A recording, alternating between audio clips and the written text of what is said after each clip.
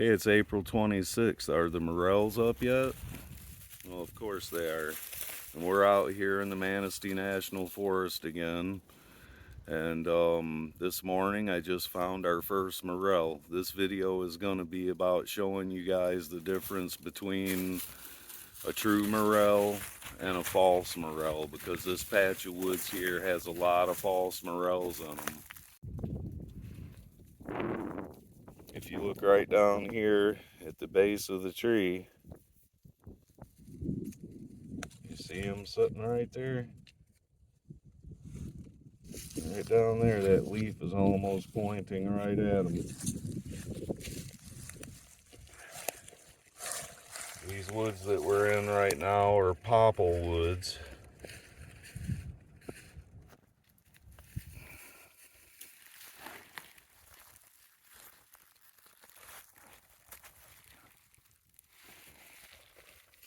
There you go.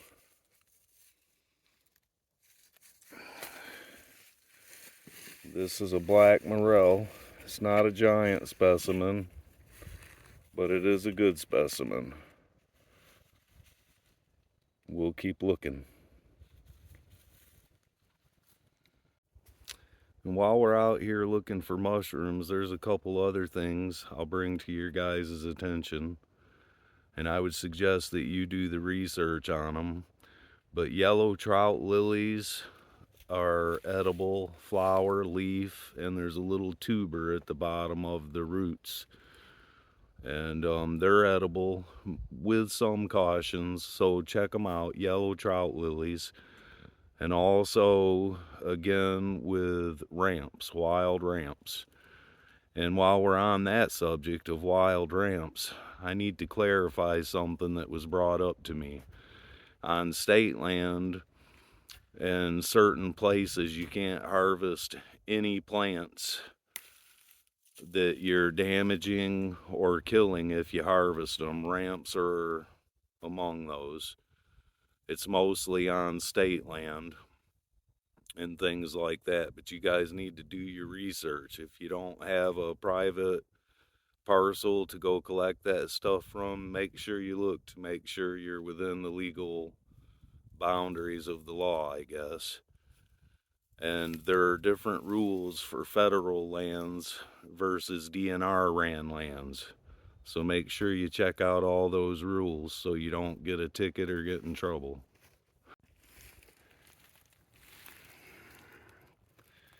That's a trout lily right here.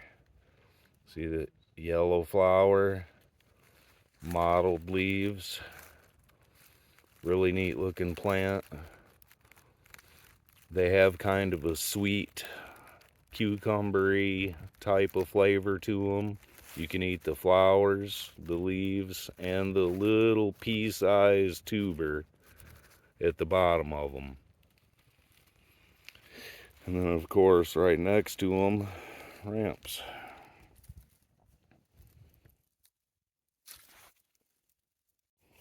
I also want to show you guys these. You've probably seen these as a garnish on your plate at the restaurant occasionally. That's carrot tops.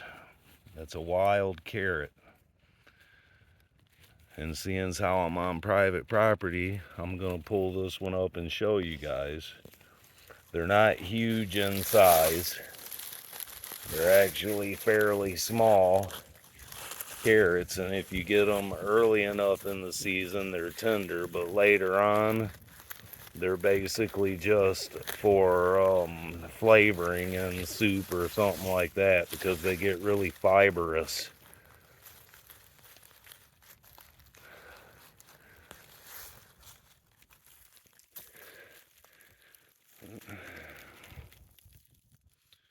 There you go. It's a wild carrot. I wish I could let you smell it.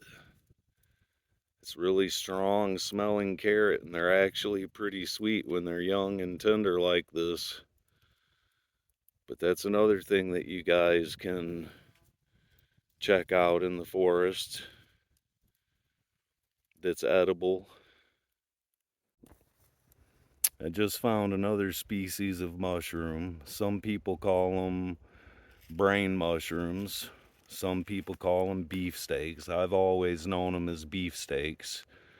And they grow same time as the black morels and stuff like that. They can get quite large. I know a lot of people who eat them and have ate them all their lives and they enjoy them. I've ate them myself. But they're to be ate with caution because they could be mildly poisonous between regions or species. Most folks, it's probably best just to leave them alone, but you do your own research on it. I'll show you what they look like here. You do your research and you decide if it's worth it for you. But a lot of folks do eat them, and they're pretty tasty as well. Pretty hard not to see that. That is what I call a beefsteak. See, it looks kind of like a brain. That's why people call them brain mushrooms.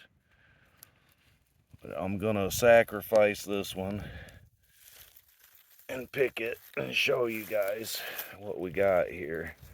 If you look underneath, you can see all the folds.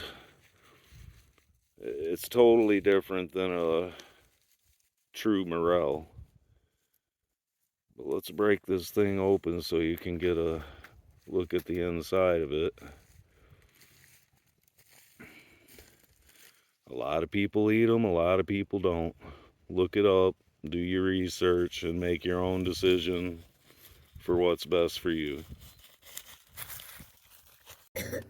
Okay, now I've found the false morels and I want to show you guys what they look like so there's no doubt in your mind if you're picking a true morel or the false morel. This is the same woods that you'll pick regular morels in. There's a false morel right here. Here's another false morel here. And here's one over here. And they do look really similar. I could see how people could confuse them.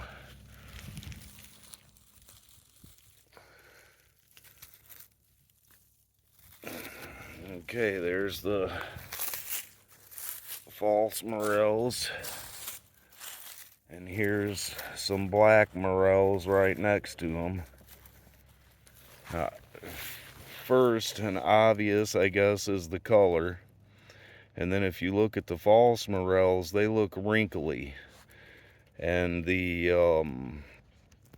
true morels have more of a slot structure in them, as you can see. And then look over here at this one. You see the difference? Now, another good way to tell is true morels. If you look underneath, you'll see that they cap connects right at the bottom of the mushroom. And the stem is hollow on the inside, all the way up the stem and into the mushroom. And if you look at the false morels, you see a difference right away in the texture. And then if you look underneath, the stem isn't hollow, it's full of a white cottony substance. And if you look even closer than that,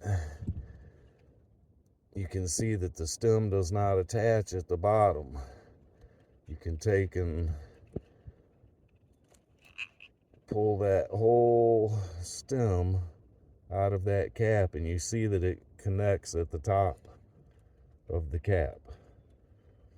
Now when they connect at the top of the cap like that, that's a false morel. If the stem is full of this cottony, fibrous looking stuff, that's a false morel. So there's a few signs for you and the way to know. Well, we didn't find a whole bunch. We probably found 20 or 30 this trip out. But the day's getting short, so we're going to call it quits. I'll give you guys one last look around at the woods. These are small to medium sized popple woods, and that's where We mostly go looking for our morels. They do grow in other areas and other spots, but that's always what I search for. So if you guys are enjoying the content and you want to see more of this kind of thing, follow along. We're going to do a lot more of it. And until next time.